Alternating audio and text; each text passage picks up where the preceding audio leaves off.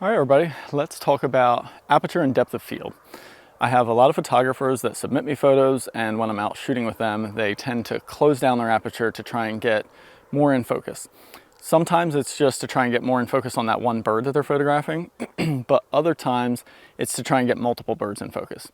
And so what I want to show you guys is how little it actually makes a difference closing down that aperture and how much you actually gain from it. So it's important to kind of know and understand the relationship of how close you are and what that depth of field means at different apertures. So we're going to start with sort of a frame filling shot here. Make sure my battery door doesn't fall off the camera. That's good. Okay, so here we go. We're filling the frame basically with this little guy right here. So I'm going to start by shooting. Let me turn auto ISO on. I'm going to start by shooting at 5.6. So we'll put the focus point right on the bird's head, and there we go at 5.6. Okay, so now we'll go to f8 and take that same shot, and then we'll go to f11, which is another full stop. I'm going to slow the shutter speed down, try and keep the ISO close to the same. Take that same shot, and then we'll go up to f16. I would assume most of you aren't going to shoot beyond f16. Let me wait for the wind to stop here. There we go. Okay. So what I want you to notice on this is how little we actually still get in focus. Real quick, we're going to take a look at these photos now. All right, here's the first one at 5.6. So if we zoom in, you can see nice and sharp on the head there, tons of detail. And then obviously very quickly that tail gets out of focus. So let's close down to f8. And you can even see in the overall here, same thing, right? We're not a lot sharper here on that tail. In fact, it's pretty negligible. So there's 5.6, f8. Let's go to f11. Still a very out of focus tail, isn't it? Nice sharp head, very out of focus tail.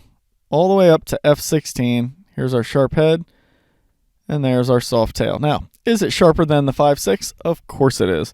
So here we go. f16, f11, f8, and f5.6. But if we were to just compare the 5.6 and the f16, we're still not getting the tail totally sharp here. And that's the point I'd like to make.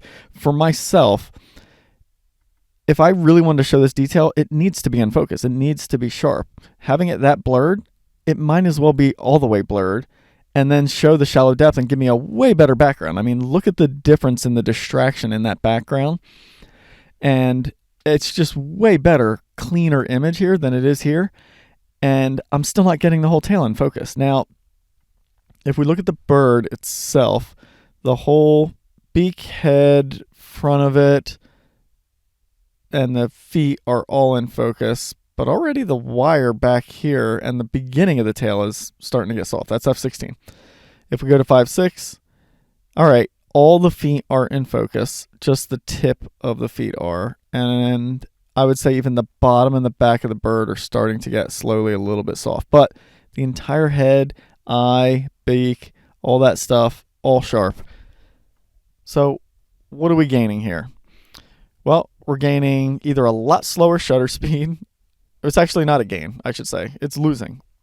So we're getting a lot slower shutter speed or a lot higher ISO because we are 3 stops higher or 3 stops less light coming in at f16 than we are at 5.6.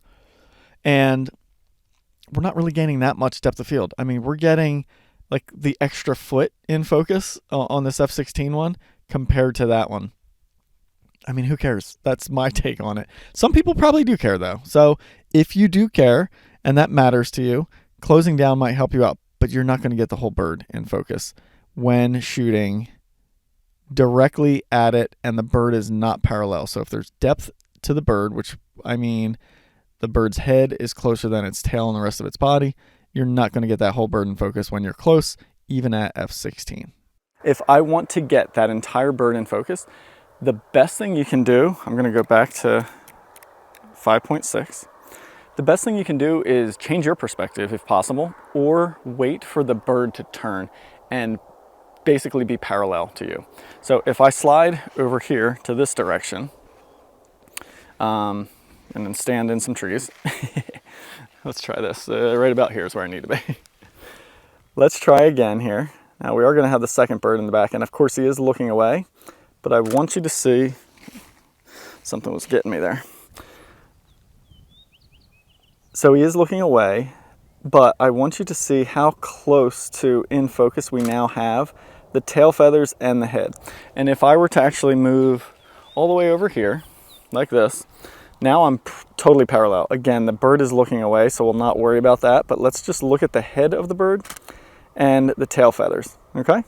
And watch, I'll get even closer and really fill the frame with this, okay? But look at that. From here, we're basically getting that entire bird and tail pretty much in focus. Okay, here we have that parallel bird. Again, don't worry about the head looking away, but you can still see, even at 5.6, right? We have the head, the bill, the front of the head is a little out from that wind blowing around, but basically the head and bill are sharp. The majority of the body, other than the little side that's facing us, they're sticking out the most, I should say. This is a little bit soft. Again, the focus should have been right here, but the branch was bouncing all over the place.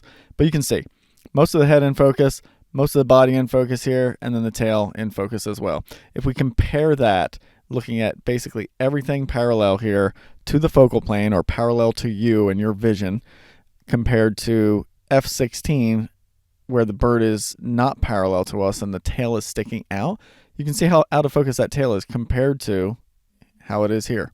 So getting that bird parallel to you, whether it be the bird posing that way or you physically moving to make that happen, is definitely the key, in my opinion, to getting the entire bird in focus if that's what you're interested in. And the bonus, if you shoot wide open or close to that, you're still getting a very soft, beautiful background instead of a little bit more visually cluttered background trying to close down your aperture a bunch. And of course, the trade-off being super slow shutter speeds and higher ISO. So shifting that perspective so that the bird and your subject is parallel to you, or waiting for them to switch position, that's going to make a big difference, okay? So the next thing I want to talk about is trying to get multiple birds in focus. So I want you to take a look and see how close these birds are right here, okay? They are, what? I mean, like I can touch both of them with my hand like that, okay? So less than a foot apart. All right, so let's say we're in a scenario right about, let's try right about here, and we're shooting kind of close, right? So let's go back to, I'll try and set them up so they're not intersecting here. So we focus on our front bird and we shoot it at 5.6, and then let's just make the jump all the way up to f11, take that same shot, and then we'll go all the way up to f16, take that same shot. Okay, so now we'll compare and see how close that bird is in focus in the back. Here we go, birds less than a foot apart, f5.6, obviously that back bird very out of focus. Let's close down all the way to f11. Guess what? Still pretty darn out of focus, right? Not in focus enough to even fool you as to say, you know, I'm looking at this photo as an overall, not even zoomed in, and maybe it's sharp enough. Like, that's not the case. It's not the fact that I have to zoom in to see that it's out of focus. I can tell very clearly from the overall view of this photo that bird is not in focus. So closing down to f11 is giving us nothing at that point, trying to get both of those birds in focus. All the way to f16, we're getting closer to maybe being passable in the overall view. I mean, I would say not. I'm looking at it on a 15-inch laptop right now, and I can clearly see this is out of focus. It's not sharp. If I zoom in, I can obviously see it's not in focus and it's not sharp. So why, in this circumstance, would you close down even to f16? You can honestly go to f22, and you're probably not going to get that bird much sharper at this distance. So that is the nature of shooting telephoto lenses, and mind you, this is only a 400 millimeter. Many of you are shooting 500 millimeter, 600 millimeter, in which case this same phenomenon is going to be exaggerated even more. But yeah, when shooting telephoto lenses, closing down your aperture isn't going to make that much of a difference to get you that back bird in focus. And these birds were pretty darn close together. What will make the difference is what we'll look at next. So the next move I'm going to do is this. I'm going to be a lot further away. So I'm going to go all the way back here. I don't know if you guys can see me in the video. Let's see. Let me get in the frame here. There we are. So I'm way back here now. So now let's try some of this. I'm back at 5.6.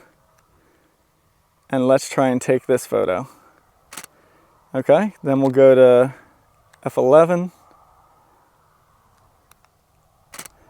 And then f16.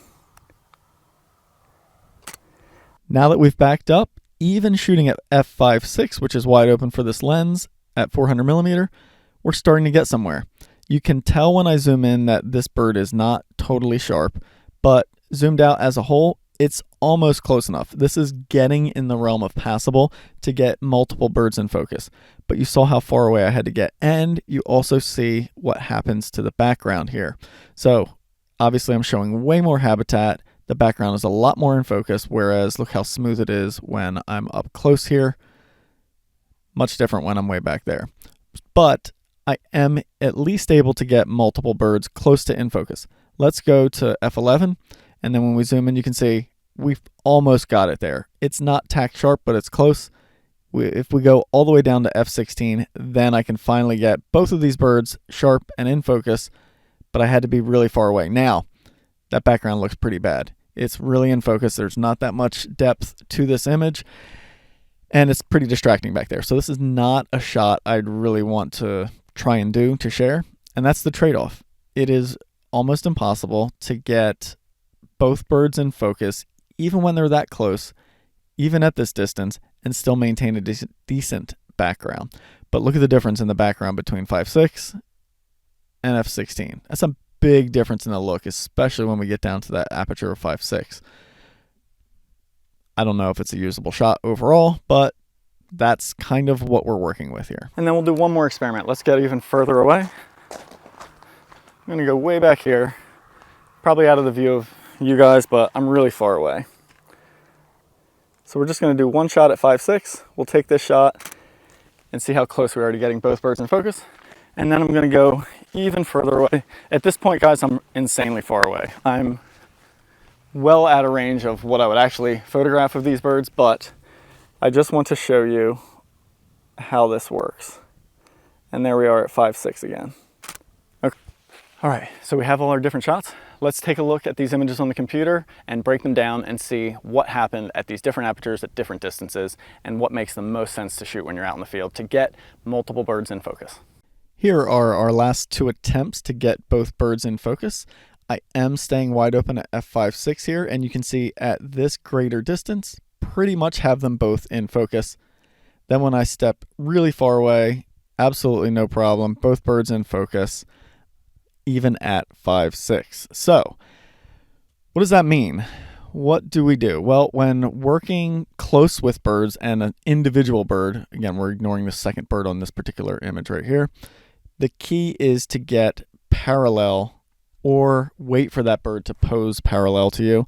That way you get the low aperture, the nice blurred background, higher shutter speed, lower ISO, and you can still get all or most of the bird in focus, along with that very pleasing blurred soft background.